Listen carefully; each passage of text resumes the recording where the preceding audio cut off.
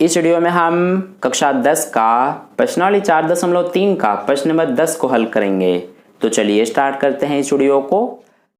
तो देखिए dear students, प्रश्न नंबर 10 में हमसे क्या कहा गया है। मैसूर और बेंगलोर के बीच के 132 किलोमीटर यात्रा करने में एक एक्सप्रेस रेलगाड़ी सवारी गाड़ी से 1 घंटा समय कम लेती है। मध्य के स्टेशनों पर ठहरने का समय ध्यान में न लिया जाए। यदि एक्सप्रेस रेलगाड़ी की औसत चाल सवारी गाड़ी की औसत चाल से 11 किलोमीटर प्रति घंटा अधिक हो तो दोनों रेलगाड़ियों की औसत चाल ज्ञात कीजिए।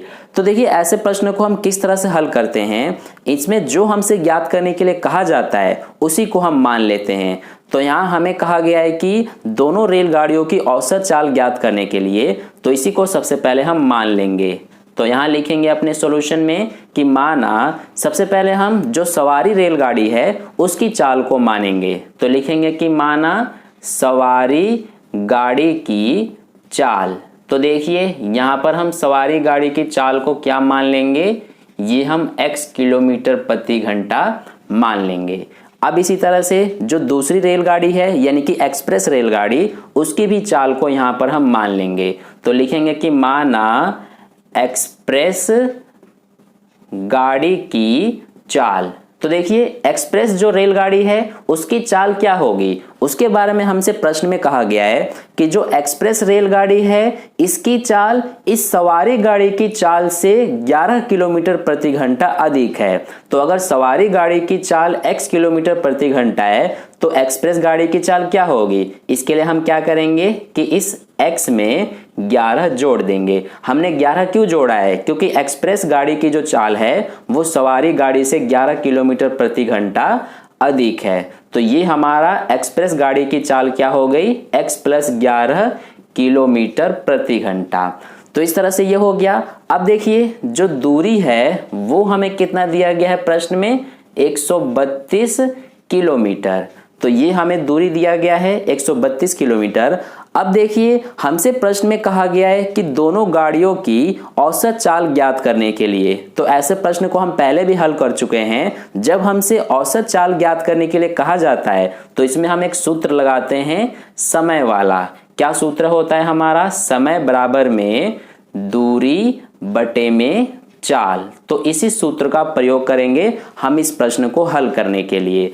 तो देखिए अब यहाँ पर हम क्या करेंगे कि सबसे पहले यहाँ पर हम लिखेंगे कि जो सवारी गाड़ी है और जो एक्सप्रेस गाड़ी है दोनों ने कुल कितना समय लिया है, यानी कि 132 किलोमीटर की दूरी तय करने के लिए इस सवारी गाड़ी ने कितना समय लिया और एक्सप्रेस गाड़ी ने कितना समय लिया, ये अब यहाँ पर हम लिखेंगे। ठीक है, तो देखिए यहाँ पर हम लिख लेते हैं। सबसे पहले हम सवारी गाड़ी का लिखेंगे। तो यहाँ लिखेंगे कि सवारी गाड़ी द्वारा लिया गया समय। अब देखिए हम यहाँ पर लिया गया समय को कैसे निकालेंगे, इसीलिए यहाँ पर हमने ये सूत्र अप्लाई किया है। देखिए समय बराबर में दूरी बटे चाल होता है, तो यहाँ पर हम समय निकाल रहे हैं। तो देखिए इसके बराबर में दूरी है और दूरी हमारा कितना है, 132 किलोमीटर बटे में चाल है, और चाल देखिए सवारी गाड़ी की क्या है, x। तो ये बटे में x आ गया, यानी कि ये हमारा समय है 132 बटे x।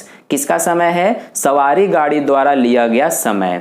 इसी तरह से अब जो एक्सप्रेस गाड़ी है उसके द्वारा कितना समय लिया गया है वो यहाँ पर हम लिखेंगे। तो यहाँ लिखेंगे सबसे पहले कि एक्सप्रेस गाड़ी द्वारा लिया गया समय। तो देखिए इसमें भी हम यही सूत्र अप्लाई करेंगे। क्या है, सबसे पहले दूरी दोनों का सेम है, यानी कि 132 ही है, बटे में यहाँ पर देखिए चाल, और चाल एक्सप्रेस गाड़ी का क्या है, x + में 11। तो ये हमारा हो गया 132 बटे में x + 11, ये एक्सप्रेस गाड़ी द्वारा लिया गया समय। अब हमने दोनों का समय निकाल लिया है। अब देखिए हम क्या करेंगे, जो ये सवारी गाड़ी द्वारा लिया गया समय है यानी कि 132 बटे में x, इसमें से हम अगर घटाएं किसको, इस 132 बटे x + 11 को, यानी कि एक्सप्रेस गाड़ी द्वारा लिया गया समय को, तो हमें कितना मिलेगा, 1, यानी ये हमारा समीकरण बन गया। अब देखिए ये समीकरण कैसे बना है, कई सारे स्टूडेंट्स को इसमें कंफ्यूजन होगा। हमने यहाँ पर 132 बटे x को पहले क्यों लिखा और 132 बटे x प्लस 11 को बाद में क्यों लिखा। हम ऐसा भी तो कर सकते थे कि इसको हम पहले और इसको बाद में भी तो लिख सकते थे। तो देखिए इसका भी एक रीजन है। क्या रीजन है कि जो ये हमारा 132 बटे x है, ये क्या है, सवारी गाड़ी द्वारा लिया गया समय। तो हमें प्रश्न में क्या कहा गया है कि जो ये एक्सप्रेस रेलगाड़ी है ये इस सवारी गाड़ी से 1 घंटा कम समय लेती है। ध्यान से समझना, जो ये एक्सप्रेस रेलगाड़ी है ये इस सवारी गाड़ी से 1 घंटा कम समय लेती है। जैसे मान लीजिए कि अगर सवारी गाड़ी 4 घंटे लेती है तो एक्सप्रेस गाड़ी कितना लेगी, 3 घंटे लेगी, क्योंकि ये 1 घंटा कम ले रही है। तो ये 3 घंटा ही तो होगा, 4 घंटा से 1 घंटा कम। तो इस तरह से यहां पर आप देख सकते हैं कि दोनों में बड़ा कौन सा है, ये 4 है, यानी कि सवारी गाड़ी द्वारा लिया गया समय जो है वो बड़ा है। तो इसीलिए यहां पर हमने बड़े को पहले लिखा है और जो ये छोटा यानी कि एक्सप्रेस गाड़ी द्वारा लिया गया समय है ये छोटा है, तो इसको हमने बाद में लिखा है। तो अगर हम बड़े में से छोटे को घटाते हैं तभी तो हमें 1 मिलेगा। ऐसा थोड़ी ना होगा कि अगर हम छोटे में से बड़े को घटाएं तो हमें 1 नहीं मिल सकता है। इसीलिए यहां पर हमने 132 बटे x को पहले लिखा और इसको हमने बाद में लिखा। आई होप आपको अब समझ में आ गया है। अब इसके अलावा आप सोच रहे होंगे कि हमने यहाँ पर घटाया ही क्यों, जोड़ भी तो सकते थे। तो इस घटाने का रीजन ये है कि देखिए हमें कहा गया है कि जो एक्सप्रेस गाड़ी है वो 1 घंटा कम समय लेती है सवारी गाड़ी से। तो देखिए यहाँ पर ये हमने एग्जाम्पल लिया था 4 और 3 का। तो अगर हम इस 4 में से 3 को घटाएंगे तभी तो हमें 1 मिलेगा। इसीलिए यहाँ पर भी हमने घटाया है तभी हमारा ये 1 आएगा। ठीक है, तो इसलिए हम यहाँ पर माइनस ही करेंगे यानी कि घटाएंगे। तो इस तरह से हमारा ये समीकरण बन गया है। अब इसको हमें सॉल्व कर लेना है। तो देखिए सबसे पहले हम इस नीचे वालों का एलसीएम करते हैं। तो एलसीएम क्या आएगा, ये हमारा x गुणा में x प्लस 11 आ जाएगा। अब इस नीचे वाले से इसको भाग करते हैं तो ये x से x कट जाएगा, x प्लस 11 बचेगा। तो देखिए x प्लस 11 में सबसे पहले हमें गुणा करना है 132 का। तो यहाँ पर हम इसको लिख लेते हैं 132 का हमें गुणा करना है x प्लस 11 से, फिर ये माइनस है तो माइनस। अब इसमें भी x प्लस 11 से इसको भाग करेंगे तो ये हमारा x प्लस 11 से ये कट जाएगा, सिर्फ x बचेगा। अब x का 132 से गुणा करेंगे तो 132x आएगा, बराबर में क्या है 1। अब देखिए इसको आगे सॉल्व कर लेंगे। तो यहाँ पर देखिए सबसे पहले 132 का x से गुणा होगा तो ये हमारा 132x, फिर 132 का 11 से गुणा करेंगे तो ये आ जाएगा हमारा प्लस में 1452 और ये क्या है माइनस में 132x बटे में क्या है, देखिए इसको भी गुणा कर लेंगे। x का x से गुणा x स्क्वायर, फिर x का 11 से गुणा तो ये हो गया 11x, बराबर में क्या है 1। अब देखिए यहाँ पर प्लस का 132x और माइनस का 132x ये दोनों कट जाएंगे तो क्या बचा ऊपर 1452 बटे में क्या बचा x स्क्वायर प्लस में 11x, बराबर में इधर क्या है 1, इसके नीचे कुछ नहीं है तो 1 मान लेंगे और इनका हम क्रॉस मल्टीप्लाई कर देंगे। तो देखिए क्रॉस मल्टीप्लाई करने पे क्या आएगा हमारे पास, 1 का इससे गुणा करेंगे तो हमारा यही आएगा यानी 1452, बराबर में यहाँ पर x स्क्वायर का सबसे पहले 1 से गुणा करेंगे तो ये क्या आएगा हमारा, ये आ जाएगा x स्क्वायर ही आएगा, फिर 11x का 1 से गुणा करेंगे तो 11x ही आएगा। अब देखिए इसको तो हम एज इट इज लिख लेंगे x स्क्वायर प्लस में 11x। अब इसको हम बराबर के इधर ले जाएंगे तो माइनस में हो जाएगा ये, तो ये हमने लिखा और बराबर के इधर 0 बच जाएगा। तो ये हमारा एक द्विघात समीकरण बन गया है। अब इसके हमें क्या करना है, सबसे पहले गुणनखंड ज्ञात करके और x का मान निकालना है। तो देखिए गुणनखंड कैसे ज्ञात करेंगे, सबसे पहले हम इसमें क्या करेंगे, x स्क्वायर का जो गुणांक है वो लेते हैं तो ये हमारा 1 है और ये जो अचर पद है इसको लेकर और गुणा कर देंगे तो ये हमारा देखिए गुणा करने पर क्या आएगा, यही आएगा यानी माइनस में 1452।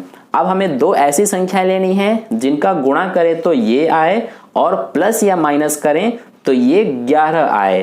तो देखिए वे दो संख्याएं कौन कौन सी होंगी, इसको पता करने के लिए आप इसका अभाज्य गुणनखंड ज्ञात कर सकते हैं। तो देखिए जब आप करेंगे तो आपको दो संख्याएं, एक तो 44 और दूसरा 33 मिलेंगी। ठीक है, तो ये दोनों संख्याएं हैं जिनका आप गुणा करेंगे तो 1452 आएगा, लेकिन हमें माइनस में लाना है 1452।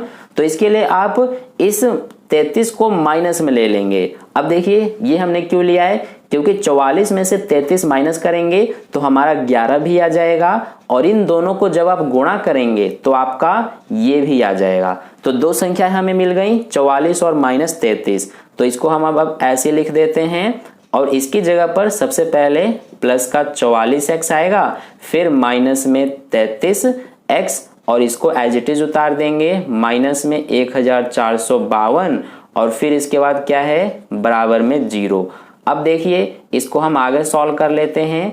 तो अब हम क्या करते हैं कि सबसे पहले इन दोनों में कॉमन लेते हैं, तो x कॉमन आ जाएगा, तो इसका x बचेगा, प्लस में इसमें से x कॉमन आ गया तो 44 बचेगा। अब इन दोनों में क्या कॉमन आएगा, इसमें से हमारा माइनस का 33 कॉमन आ जाएगा। तो देखिए इसमें से माइनस 33 कॉमन आ गया तो x बचेगा, और इसमें से माइनस 33 कॉमन आ गया तो प्लस का 44 बचेगा, बराबर में 0। अब ब्रैकेट में कॉमन है दोनों, तो इसको हम एक बार लिख लेते हैं, और ब्रैकेट के बाहर जो है इसको हम एक बार लिख देते हैं, बराबर में 0। तो यहाँ से अब x का मान निकालने के लिए क्या करेंगे कि इसके बराबर में 0 रखेंगे, तो x का मान क्या आएगा, ये 44 इधर जाके माइनस का 44 हो जाएगा। इसमें भी x माइनस 33 के बराबर में 0, तो x का मान क्या आ जाएगा, 33। अब देखिए यहाँ पर हमारे दो x के मान आ रहे हैं, एक तो माइनस 44 और दूसरा 33। तो यहाँ पर थोड़ा ध्यान से समझना, इसमें हमारा एक तो x का मान माइनस 44 है और दूसरा 33, यानी कि ये जो है माइनस 44 ये ऋणात्मक है, तो इसीलिए ये हमारा कैंसिल हो जाएगा, यानी कि इसको हम रिजेक्ट कर देंगे, ये x का मान हम नहीं ले सकते हैं। अब ये हम क्यों नहीं लेंगे, इसका रीजन सुनिए। हमने यहाँ पर x क्या माना है, ये हमने सवारी गाड़ी की चाल को x माना है, तो अगर हम x का मान ये लेते हैं तो ये हमारा माइनस में आ जाएगा, और जैसा कि हमें पता है कि जो चाल होता है वो हमारा कभी भी माइनस में नहीं हो सकता, यानी कि हमारा चाल ऋणात्मक नहीं हो सकता है। तो ये अगर ऋणात्मक है इसीलिए हम इसको कैंसिल कर देंगे, इसको रिजेक्ट कर देंगे, ये x का मान हमारा नहीं हो सकता है। हम x के मान को ये वाला लेंगे, यानी कि 33 को, ठीक है, क्योंकि ये हमारा धनात्मक है। तो इस तरह से x का मान हमारा 33 हो जाएगा। इसलिए अब यहाँ पर हम बता सकते हैं, सबसे पहले हम सवारी गाड़ी की चाल को बताएंगे। तो देखिए सवारी गाड़ी की चाल को हमने x माना था, तो x का मान हमारा 33 आया है, तो इसीलिए सवारी गाड़ी की चाल क्या है, 33 किलोमीटर प्रति घंटा। इसी तरह से जो एक्सप्रेस गाड़ी है उसकी भी चाल को अब हम बता सकते हैं। तो देखिए यहाँ पर लिख लेंगे एक्सप्रेस गाड़ी की चाल, इसको हमने क्या माना है, x प्लस में 11 किलोमीटर प्रति घंटा। तो सबसे पहले x है और x का मान क्या है हमारा 33, प्लस में 11 है, तो इसको जोड़ेंगे तो क्या आएगा 44 किलोमीटर प्रति घंटा। तो ये हमारा सवारी गाड़ी की चाल 33 किलोमीटर प्रति घंटा और एक्सप्रेस गाड़ी की चाल 44 किलोमीटर प्रति घंटा, ये दोनों हमारे आंसर है। तो ये हमारा प्रश्न नंबर 10 का सॉल्यूशन कंप्लीट हुआ। आई होप आपको अच्छे से समझ में आ गया है। अगर आपको वीडियो अच्छा लगा है तो लाइक कर देना, अपने दोस्तों के साथ शेयर कर देना, और पहली बार वीडियो देख रहे हैं तो चैनल को सब्सक्राइब करके बगल में जो बेल आइकन आता है उस पर ऑल वाले पे क्लिक कर लेना। मिलते हैं फिर अगली वीडियो में, धन्यवाद।